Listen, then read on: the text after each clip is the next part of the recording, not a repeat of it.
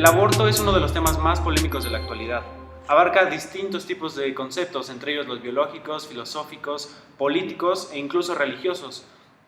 El día de hoy les damos la bienvenida al Sofá. Trataremos el tema del aborto y para ello tenemos a nuestros integrantes. Le damos la bienvenida a Memo, a Sharon y a Alfonso. Vamos a comenzar con una serie de preguntas para lo que les voy a pedir que respondan cada uno de ustedes. La primera de ellas es, ¿dónde comienza la vida? Alfonso, si pudieras ayudarnos. Bueno, este tema creo que particularmente no resulta muy controversial. Médicamente, biológicamente, pues la vida comienza en el momento de la concepción, cuando el espermatozoide fecunda el óvulo.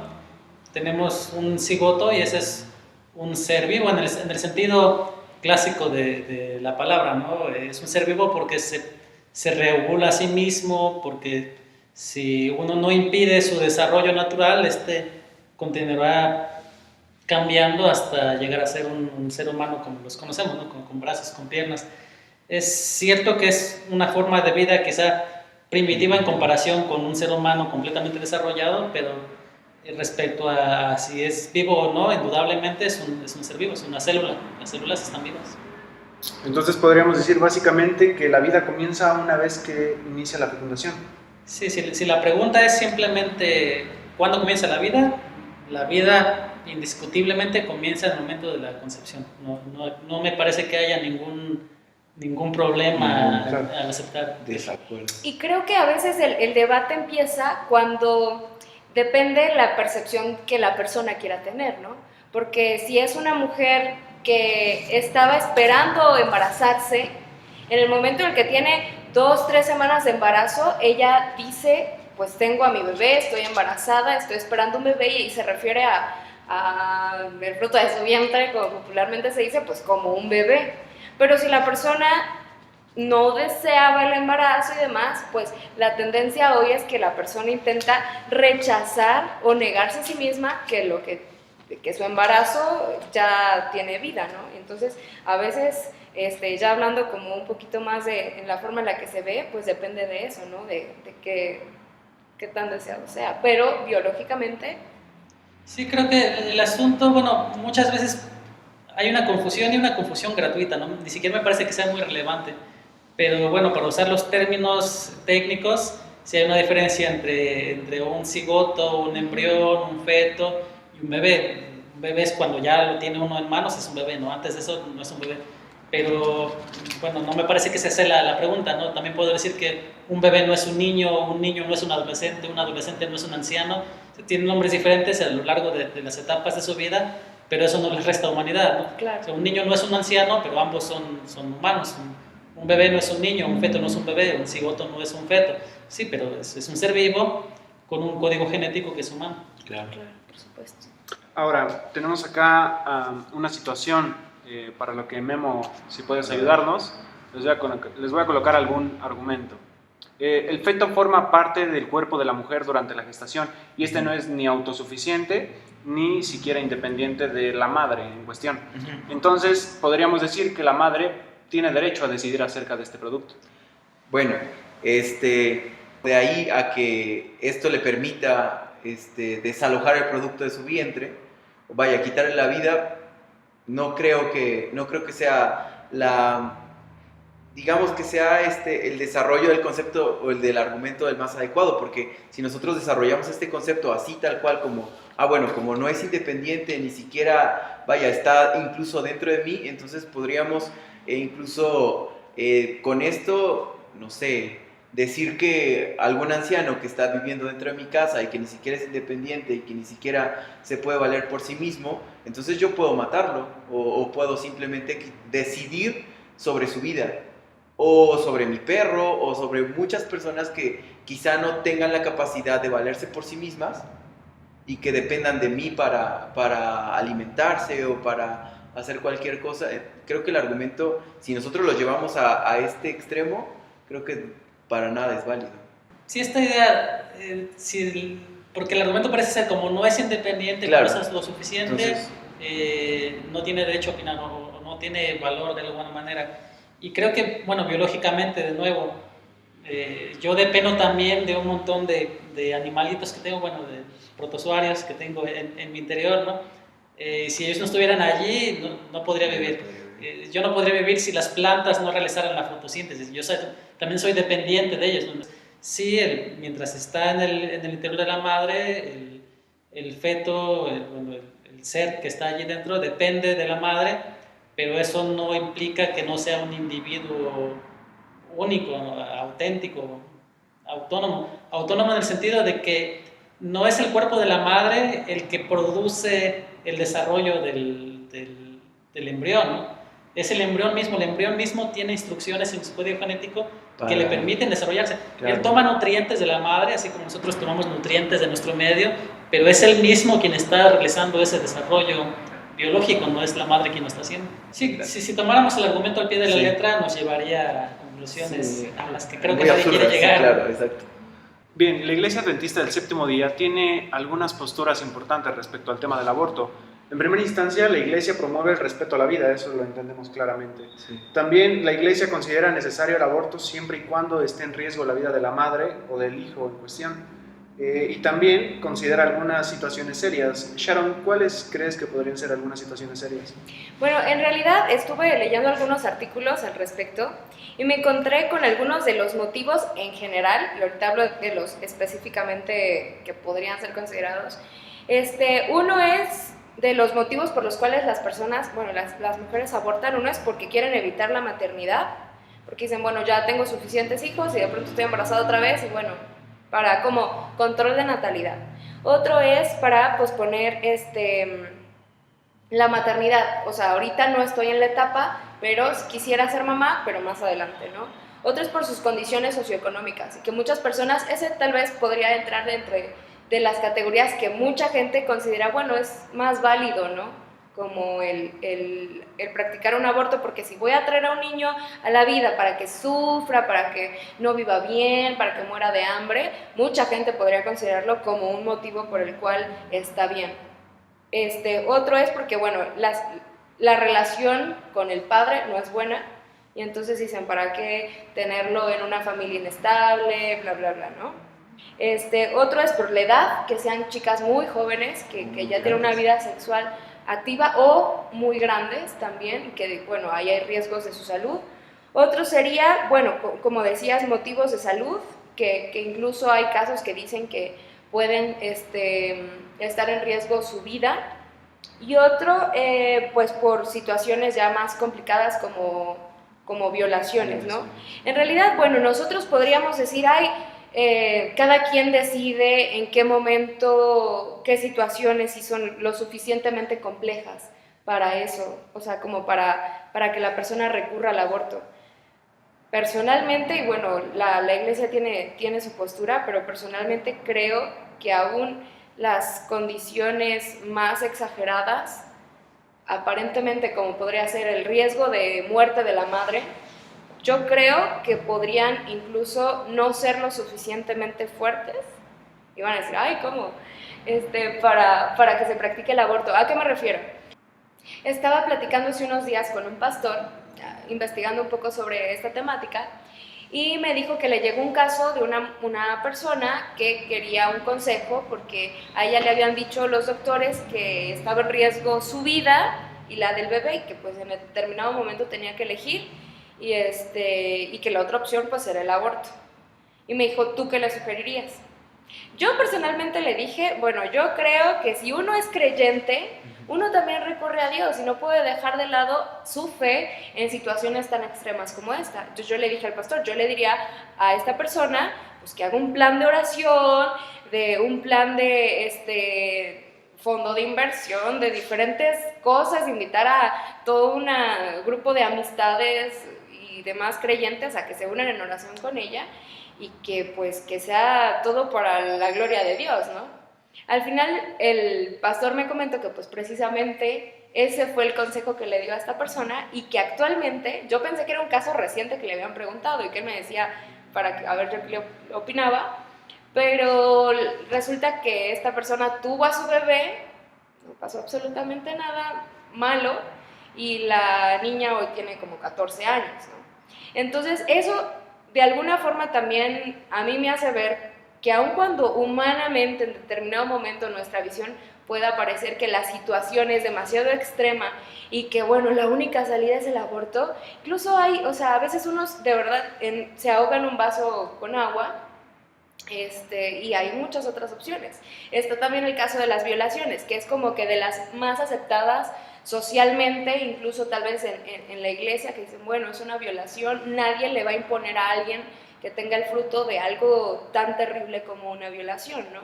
Sin embargo, yo creo que también, al final de cuentas, uno sufrió una tragedia y no por haber sufrido una tragedia eso te justifica para practicar otra tragedia, ¿no? Yo creo que hay formas de curar, independientemente si la persona aborte o no aborte, creo que hay heridas muy grandes que se tienen que sanar y que se pueden intentar muchos medios de sanarse, pero al final de cuentas, pues lo que Dios puede hacer en tu vida puede sanarte lo suficiente como incluso para poder tener a un bebé en esos casos extremos y que sea una bendición al final de cuentas, ¿no? Me recordaste ahorita con esta, pues, ejemplo que estabas dando, que se ha puesto muy de moda con la película de los Vengadores, la opción de, para terminar con el sufrimiento por la falta de recursos, pues hay que matar gente, ¿no? Y entonces parece que de pronto creemos que las soluciones tienen que ser lo más pragmáticas posibles sin atender a otras consecuencias. Estaba revisando... Thomas Malthus, un clérigo hace unos 150 años por decir, estaba proponiendo, por ejemplo, que para acabar con los pobres, para acabar con la pobreza, pues uno podía simplemente acabar con los pobres. O sea, no quieres pobreza, mata a los pobres, listo, claro. El problema resuelto. Ok, tal vez resulta práctico, tal vez si resuelvas el problema de la pobreza, ¿no? Pero tal vez si no quieres criminales, pon pena de muerte a todos los que cometan delitos y listo. Probablemente resuelve ese problema, pero el tema no es pragmático, el tema es ético, tiene el derecho el hombre a acabar con una vida porque eso te va a traer beneficios, tendrás una vida más plena, tendrás más dinero, tendrás más felicidad, tendrás, no sé, o sea, pero uno puede acabar con una vida para obtener esos beneficios o la vida es algo mucho más preciado y yo entiendo que, por ejemplo, en los casos, como decía Sharon, en los casos donde la vida de la madre corre riesgo, bueno, allí lo que tienes son dos malas opciones, ¿no? A veces pasa en la vida de una persona que no hay una opción buena y una mala. A veces tienes solamente dos opciones malas, ¿no? Como o muere uno o muere el otro y ¿qué decide uno? Yo entiendo que eso es una decisión difícil, pero de nuevo el tema no es práctico, el tema es ético. Y en ese sentido yo creo que la primera pregunta que uno debe hacerse es si la vida humana tiene un valor intrínseco o tiene un valor extrínseco, ¿no? Porque muchas veces uno dice, bueno, si el feto viene mal, tendrá una mala calidad de vida, pero como ser humano, ese ser humano tiene valor por su capacidad para ganar riquezas para él mismo, para otras personas, tiene valor porque va a ser feliz él mismo o va a ser felices a otras personas, o tiene valor por el simple hecho de que es un ser humano. Porque si tiene valor por la felicidad que puede alcanzar, por el dinero, entonces, bueno, los autistas, los que tienen síndrome de Down, las personas que han quedado, no sé, sin extremidades, tal vez no son útiles y bueno, pues que legalicen todas también. Deben ser eliminadas. Yo pienso que un ser humano tiene un valor intrínseco, independientemente de lo que pueda alcanzar en cuanto a felicidad, en cuanto a dinero, en cuanto a conocimientos, en cuanto a artes.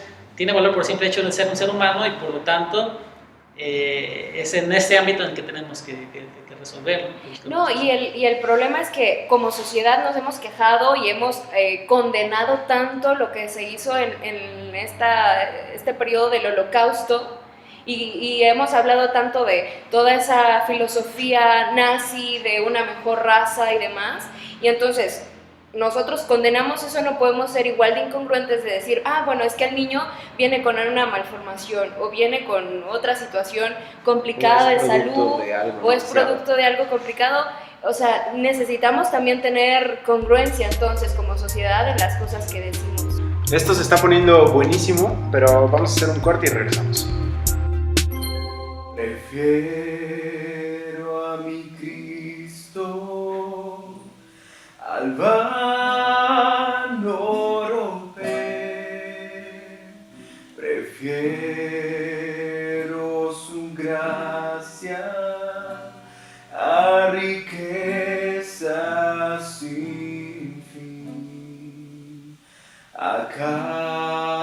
casas y tierras, prefiero la será de mi alma fuerte para mí. Y antes que ser rey de cualquier nación y en pecado gobernar,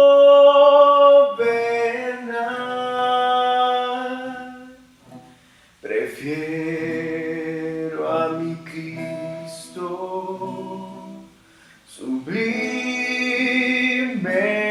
don, cual el mundo no ha de dar. Bien, ya hemos vuelto del corte y vamos a continuar con la serie de preguntas en esta mesita redonda. Y la siguiente cuestión es que actualmente han surgido muchos movimientos, aparentemente ni políticos ni religiosos, con fines de fomentar la legislación en materia de aborto. La cuestión aquí es por qué estos movimientos últimamente han tomado fuerza e importancia socialmente. Pues realmente, o sea, eso de que ni son políticos ni son religiosos, creo que eso ni sus mamás se los creen, ¿no? Obviamente, como es un tema que abarca bastantes conceptos morales, filosóficos, religiosos, políticos, obviamente yo creo que sí hay movimientos políticos y hay movimientos religiosos que instigan a presentar una postura sobre esta cuestión. ¿Por qué han tomado fuerza? Me parece que hoy en día la libertad de expresión se ha desarrollado más, yo creo que hay muchísimo más libertad de expresión hoy en día que hace unos 50 años. Obviamente, cualquiera de nosotros, incluso este programa, es una muestra de que hay una mayor necesidad de expresar lo que creemos correcto, y creo que es una de las razones por las que han tomado más fuerza estos movimientos. Sí, creo que independientemente de que, movimientos o partidos políticos pueden aprovechar la situación para ganar seguidores, independientemente de eso, yo creo que pues tenemos que reconocer que históricamente sí ha habido mucha opresión. Históricamente, tuvimos esclavitud, el hombre socialmente tenía una mejor posición que la mujer, y el hecho de haber tenido ya ciertos progresos, que falta mucho, ¿no?, por lograr igualdad y demás, pero estos progresos han pues mostrado a la gente que si se une puede conseguir cosas que ellos consideran que deberíamos tener.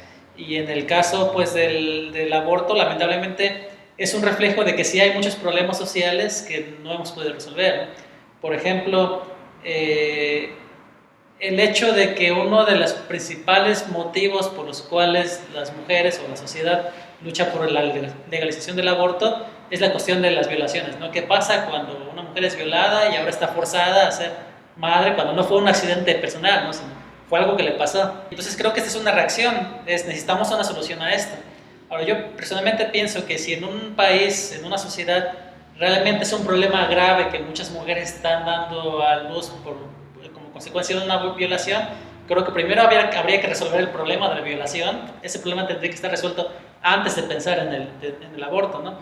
Pero creo que esto es consecuencia de que vivimos en una época, como decía Memo, una época en la que hay libertad de expresión, en la que hay libertad de agrupación, y la gente dice, bueno, antes no podíamos luchar por lo que creíamos correcto, pues es momento de hacerlo porque hemos tenido victorias y quizá consigamos esta, ¿no? Que nosotros, como cristianos, creemos que en este caso, pues éticamente no se debería legalizar tal vez, pero en fin, hay mucha gente que lo cree y está en su derecho de creerlo. Claro. Si bien la historia nos ha demostrado que la Iglesia y el Estado nunca deben combinarse porque pueden provocar algunos problemas, ¿por qué decir que un cristiano debe tener una postura fija respecto al tema del aborto? Bueno, no es que deban, Eso depende mucho digo, también entre cristianos no estamos de acuerdo, ¿no? Que claramente hay muchas denominaciones y demás, ¿no? Pero creo que cuando una persona llega a tener una visión del mundo integral en la que, digamos, sus creencias éticas, sus creencias estéticas, sus creencias científicas no están separadas como islas, sino que realmente es un conjunto de creencias que interactúan, que están relacionadas. Un cristiano, cuando opina sobre temas políticos, no puede dejar de lado su fe, ¿no? Me parece que, en particular los cristianos, que creemos en un Dios que es la vida, en un Dios que es amor, un Dios que es misericordia, un Dios que es justicia, pues lo más natural es pensar que este Dios no aprobaría moralmente una acción como el aborto, ¿no? Independientemente de que sí, de que puede haber sufrimiento y que muchas personas pueden pensar, si tan solo esta fuera una solución sería perfecta, ¿no? Pero bueno, uno debe ser fiel también a sus creencias, ser congruente con sus creencias. Ahora, ¿por qué un cristiano puede y debe tomar una postura sobre este tema? Creo que por el hecho de que somos personas. Digo, cualquier persona puede tomar una postura sobre cualquier cosa, sobre si le gusta el fútbol o no le gusta el fútbol. Creo que todos tenemos una libre elección de qué postura tomar sobre cualquier tipo de tema. Ahora, este tema es todavía muchísimo más importante porque tiene repercusiones morales sobre la sociedad y sobre muchos aspectos. Creo que también tiene que ver con la parte, uno pueda unirlas a las creencias precisamente, pero también que te funcionen como para dar un testimonio, ¿no? Que funcionen también para predicar a través de tu postura el Dios al que tú sirves, el Dios al que tú conoces. Es bueno que uno tenga claro hacia dónde me dirijo ya en la vida práctica, no solamente cuando abro la Biblia, sino también cómo me conduzco y qué opinión tengo al respecto, porque habla de en quién creo. Bien, hemos llegado al fin de esta charla, pero no queremos irnos sin antes recordarles algunos puntos que pudimos rescatar de esta plática que tuvimos. Punto número 1. La vida comienza en el momento de la concepción. Número 2. Los seres humanos tienen valor por el simple hecho de ser humanos. Punto número 3. Nosotros estamos a favor de la vida y creemos que Dios tiene el poder de convertir cualquier tragedia en una bendición. Y finalmente, punto número 4, todos tenemos libertad de defender nuestras creencias y contribuir al diálogo democrático.